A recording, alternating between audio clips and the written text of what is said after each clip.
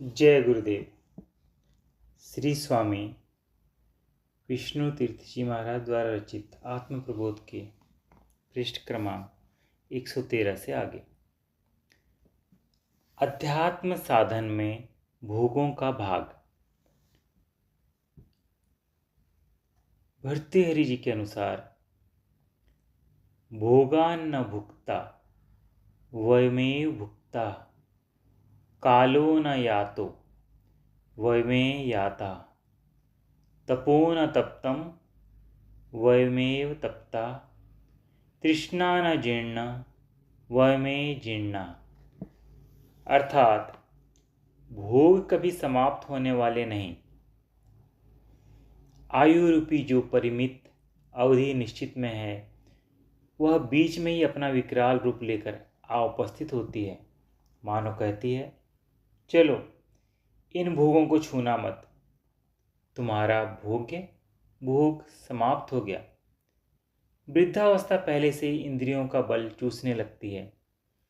सब इंद्रियां शिथिल पड़ने लगती है और भोगों के बाजार में खड़ा करके तरसाती है, क्योंकि यह तृष्णा चांडाली पीछा ही नहीं छोड़ती, दिनों दिन बढ़ती ही जाती है। जैसे घृत की आहुति से अग्नि प्रदीप्त होती है, वैसे ही भोगों का भोग इस तृष्णा राक्षसी को तृप्त करने के बजाय तीव्र से तीव्रतर करता जाता है। किसी ने कहा है, भोगों से परहेज करो, भोगासक्ति अच्छी नहीं, अन्यथा तृष्णा से छुटकारा नहीं मिल सकता। इसलिए भोगों से दूर रहकर तप का आश्रय लिया, परंतु तप का प्रभाव भी विपरीत देखा गया। जितना ही हम दूर भागते थे, भोगों की तृष्णा उतना ही पीछा करती थी। मानो बदला लेने की भावना से कहती हो, देखें इस मनोहर भोग वाटिका का निरादर करके कहाँ जाता है। यहाँ भोगों से अभिप्राय विषय वासना की तृप्ति के लिए इंद्रिय सुखोपलब्धि के साधन, इंद्रियों के आहार रूप उनके विषय से संबंधित बाह्य जगत के उपकरणों का सेवन है, जो इंद्रियों में उनके रसास्वाद को उभारने में निमित्त होते हैं। बेसमझ लोग इंद्रियों को उनसे वंचित करके उन्हें निराहार रखने को ही तप कहते हैं, परंतु तृष्णा भोगों के भोग द्वारा अथवा उनके त्याग द्वारा भी शांत नहीं होती है। श्री भगवान कहते हैं, विषया विनिर्वन्तते निराहारस्य देहिनः रसवर्जं रसोऽपस्य परम दृष्ट्वा निवृत्तते। इतना ही नहीं, यततो ह्यपि कौन्तेय पुरुषस्य विपश्चितः इंद्रियाणि प्रमाथीनि हरन्ति प्रसभं मनः। रस का अर्थ विषय वासना है, तृष्णा उसका उग्र रूप है। प्रकृति ने ग्राह्य और अग्राह्य विषयों को समझाने के लिए प्रत्येक इंद्रिय को शक्ति दी है। शरीर की रक्षा के लिए आवश्यक विषय प्रिय लगते हैं तथा हानिकारक अप्रिय। ग्राह्य प्रिय लगने वाले विषयों में तृप्ति, सुख एवं आनंद का अनुभव होता है। विपरीत अग्राह्य होने पर घृणा, भय एवं द्वेषों की जागृति होती है।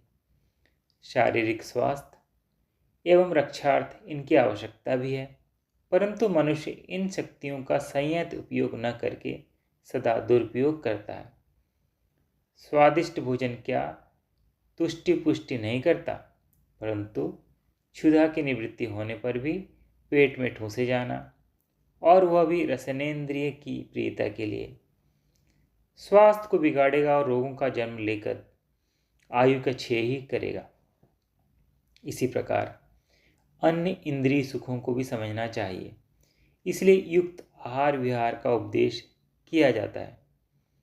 गीता में भी भगवान कहते हैं, युक्ताहार विहारस्य युक्त चेष्टस्य कर्मसु युक्त स्वप्ना वो बोधस्य योगो भवति दुःखः। इंद्रियों को दोषी नहीं कहा जा सकता, वे तो ग्राह्य की सूचना देकर अपना कर्तव्य पूरा करती है। सारा दोष रस के उपासक रसिक मन का ही है और उसी को युक्त रखना सब साधनों का लक्ष्य है।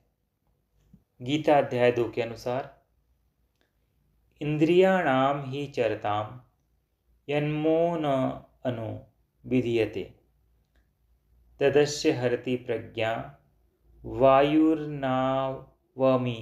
वाम्भसि तस्माद् यस्य महाबाहो निगृहीतानि सर्वशः इंद्रियाणेन्द्रियार्थेभ्यस्ततः प्रज्ञा प्रतिष्ठिता। अर्थात निगृहीतानि शब्द से समझना चाहिए कि इंद्रियों का उनके भोगों के विषयों पर मनोबल द्वारा नियंत्रण रहना आवश्यक है। ऐसे मनुष्य की स्थिर बुद्धि उसे ठीक ठीक बताने में सक्षम होगी कि किन विषयों का कब और किस मात्रा में उपभोग किया जाए। ऐसे लोगों की इच्छाएं, तृष्णा एवं वासना भी नियंत्रित होंगी। साथ ही साथ उनका राग द्वेष भी नियंत्रण में आने लगेगा।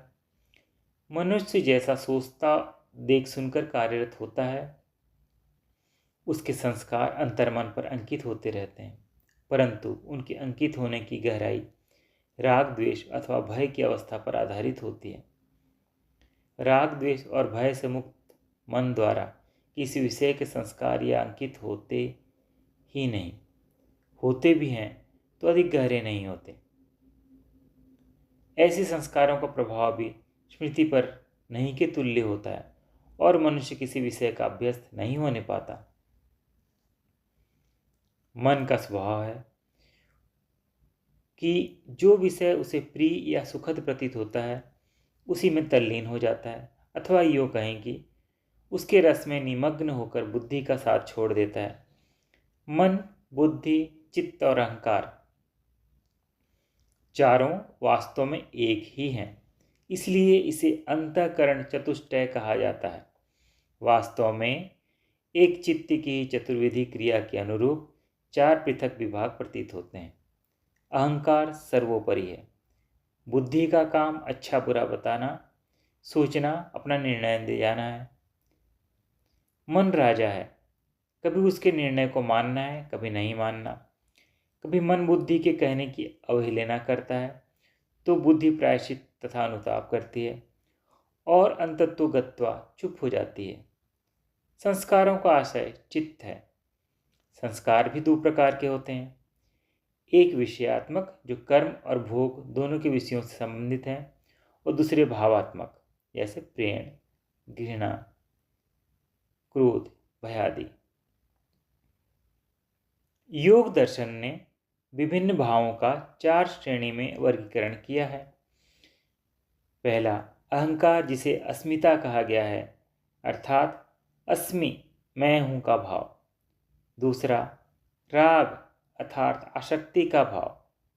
तीसरा द्वेष और चौथा अभिनिवेश अर्थात जीवन रक्षा की इच्छा, जिसका सहयोगी भय है। इनको क्लेश संज्ञा दी गई है। क्लेश कर्मों के प्रेरक हैं। कर्म से भोग और भोगों से संस्कार होते हैं। इस प्रकार क्लेश, कर्म, विपाक अर्थात कर्म फल भोग और संस्कार आशय का पारस्परिक संबंध है।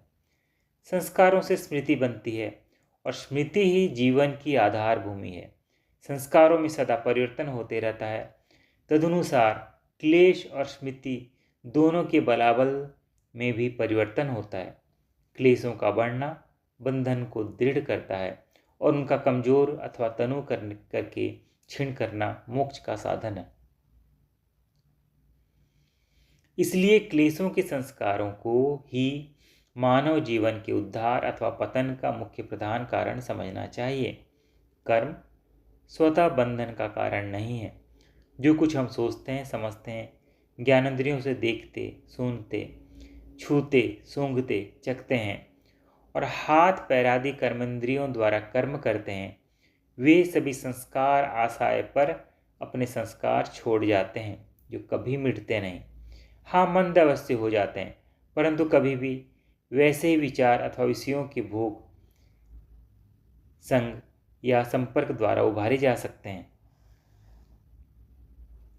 कर्मवाद के अनुसार संस्कारों के साथ एक कर्माशय भी होता है, जिसके आधार पर पुनर्जन्म के सिद्धांत को सिद्ध किया गया है। यद्यपि प्रत्येक कर्म की प्रतिक्रिया अनिवार्य है, तथापि सब कर्म अपना फल तुरंत नहीं देते। जैसे वृक्ष पर उसकी परिपक्व अवस्था में ही फल लगते हैं, वैसे ही कर्मों का विपाक समझना चाहिए, जो मूल कर्मरूपी बीज के बलाबल पर आधारित है। इसलिए किसी कर्म का फल इसी जन्म में मिल जाता है, किसी का भावी में, किसी का जन्मांतर में। इसलिए कर्मों के 3 भाग किए गए हैं।